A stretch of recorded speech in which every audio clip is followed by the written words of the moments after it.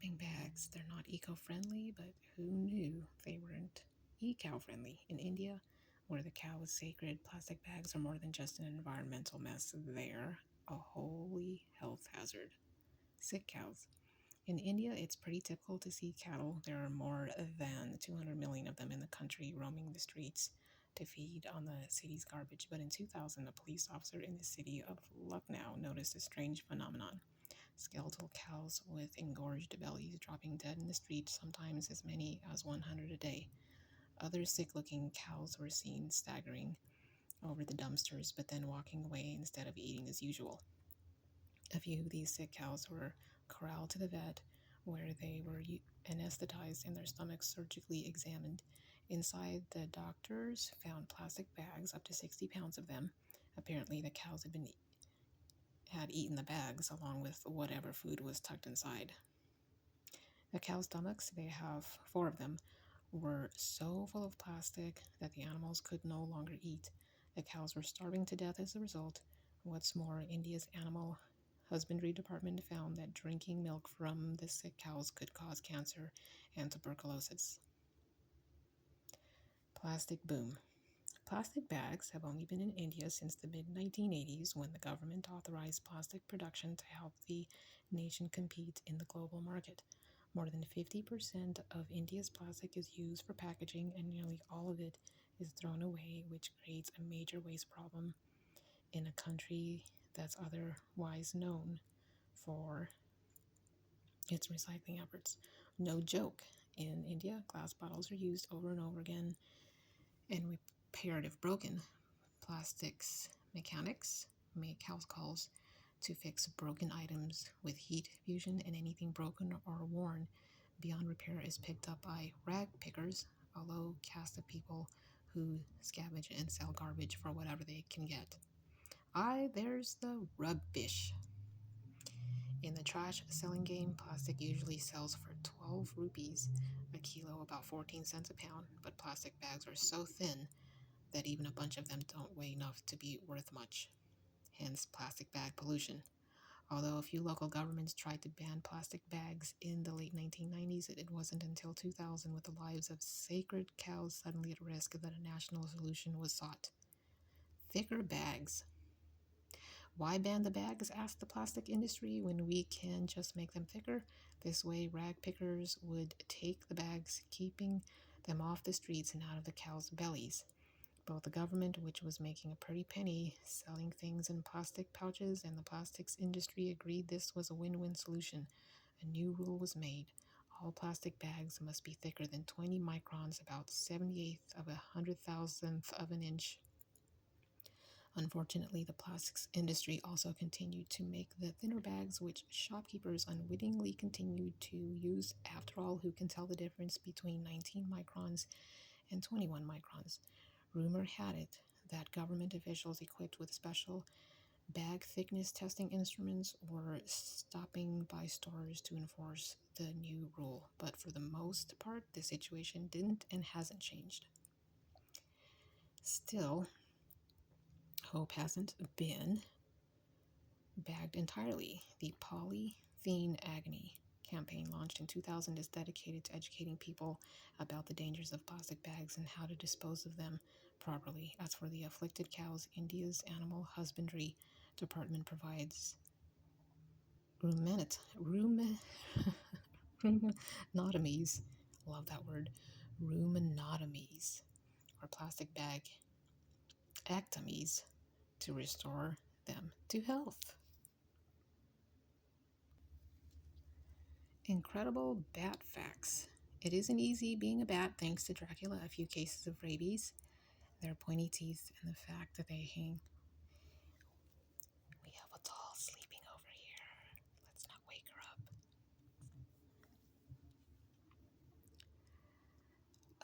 up. Bats are the.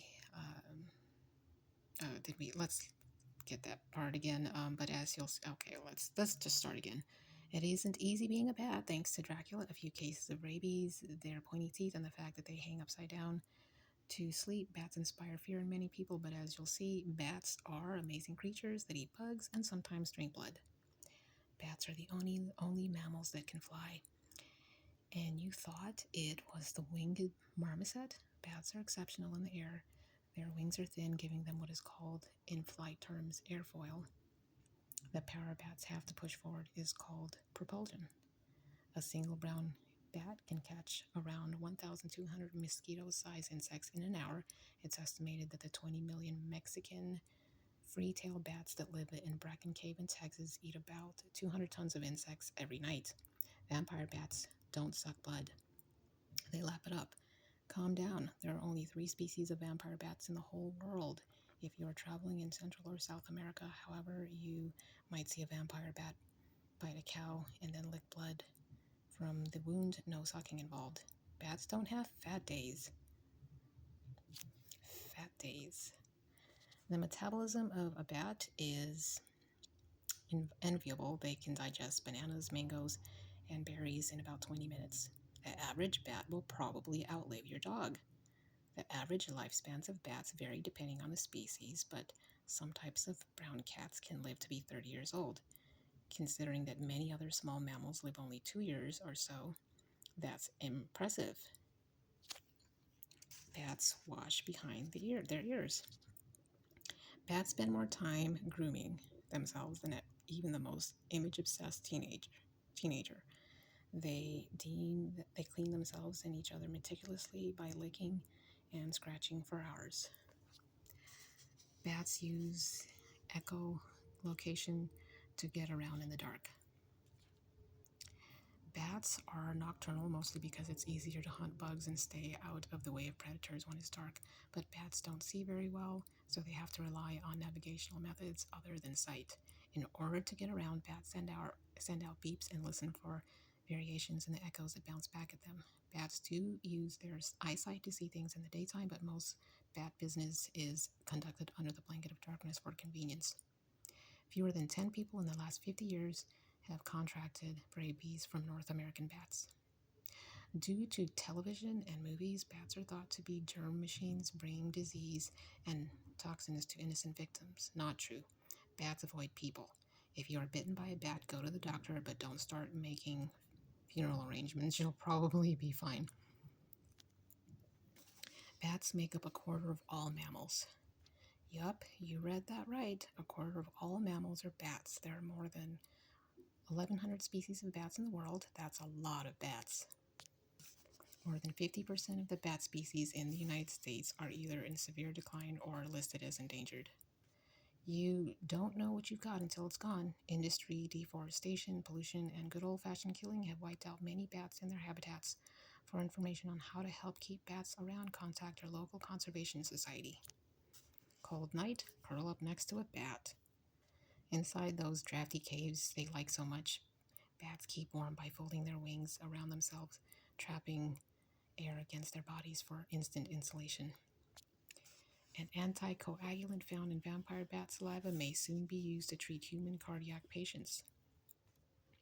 The same stuff that keeps blood from flowing from vampire bats' prey seems to keep blood flowing in human beings too.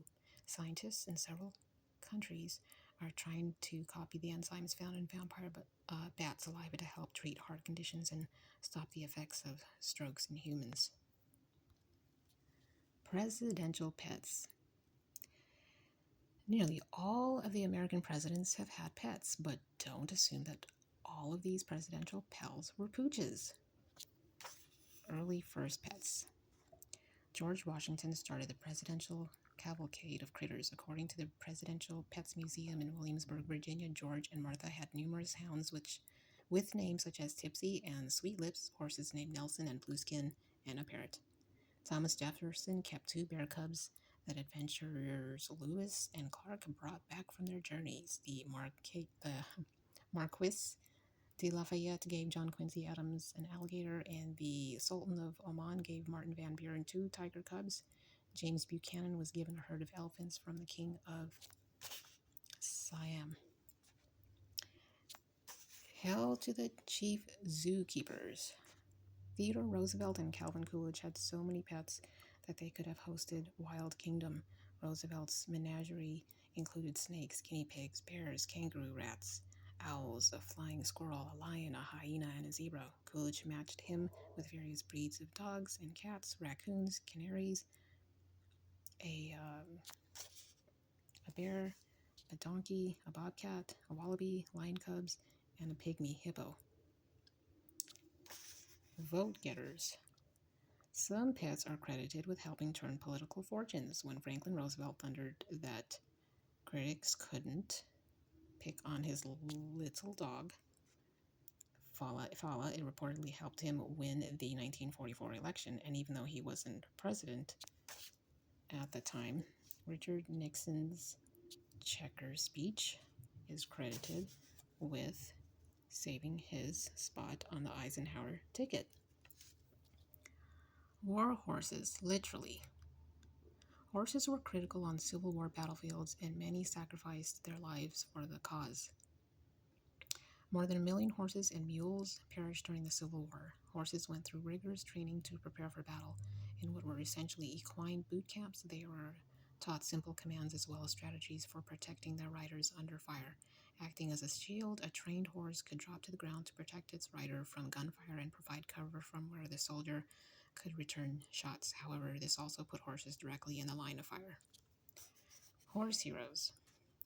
Some horses achieved levels of fame on par with those of their human officers. General Lee's Mount Traveler was well known for his stamina and bravery. After the war, people who saw Lee ride by would pluck hairs from Traveler's tail as a memento of the honored veteran. Union General George Meade's horse, Old Baldy, was a powerful steed that accompanied him in his victory at Gettysburg. Old Baldy is said to have been wounded as many as 14 times. Despite the beating he took during the war, he lived to the ripe old age of 30 and outlived his master.